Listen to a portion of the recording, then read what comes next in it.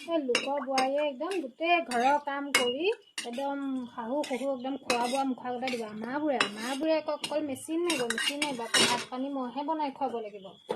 একদম চব কাম কৰি কৰি মই খুৱাব লাগিব। এই মায়ে কেলেই এনে চিঞৰ বাখৰ কৰি থাকে বাৰু? এদিন যেনিবা ভাত সাজ বনালে কি হয়নো তাতে? মই এতিয়া কামকেইটা আছে কাৰণেহে যেনিবা, এনেইতো মই সদায় বনায়ে থাকোঁ। আকৌ কামকেইটা নকৰিলেনো পইচা এটা কেনেকৈ পাওঁ? একদম মানে এনেই চিঞৰ বাখৰ কৰি থাকে দেই, মানে কৈছোঁ নহয়। কাম এটা নকৰিলে ক'ব, এই আমুকৰ বোৱাৰীয়েকক দেখিছানে, তামুকৰ বোৱাৰীয়েকক দেখিছানে, এনেকৈহে কাম কৰে, আমুকে চাকৰি কৰে, তুমিনো কি কৰিছা কেলেই ক'ব। এতিয়া আকৌ ভাবিলোঁ ব্যৱসায় এটাকে কৰোঁ ঘৰতে বহি পেলাই। এতিয়া এই কাপোৰ চিলোৱা কামটো লোৱাৰ পৰা আকৌ তেওঁলোকক আকৌ ভাত খোৱা শাক খালে লৈছোঁ, এটা সহায়ো কৰি নিদিয়ে। অৰ্ডাৰ এটা পালে কাম কৰিব লাগিবই, নহ'লেনো ক'ৰ পৰা পইচাটো পাম আকৌ। বুজিয়ে নাপায় আকৌ ক'ব ছোৱালীয়ে বোৱাৰীয়ে সমান। ছোৱালী বোৱাৰী সমান হ'লেনো এনেকৈনো কাজিয়া কৰেনে ভাত খোৱা শাক খোৱালৈ।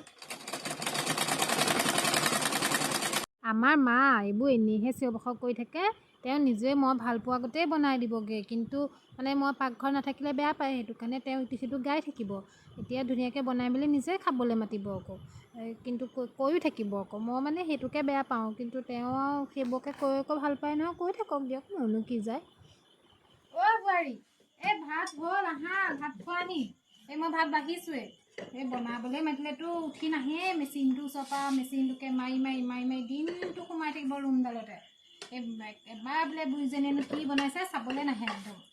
এই এতিয়া বিধে বনাই মই মুখৰ আগত দিব লাগিব মোৰ বুঢ়ীজনীয়ে। এইবোৰ বিয়া পতাতকৈ নপতাই ভাল আছিলে। আহা ভাতকেইটা বাঢ়িলোঁ, একেলগে খাই লোৱাহি। এই পিছত মেচিন মাৰিলেও হ'ব, আহা আহা।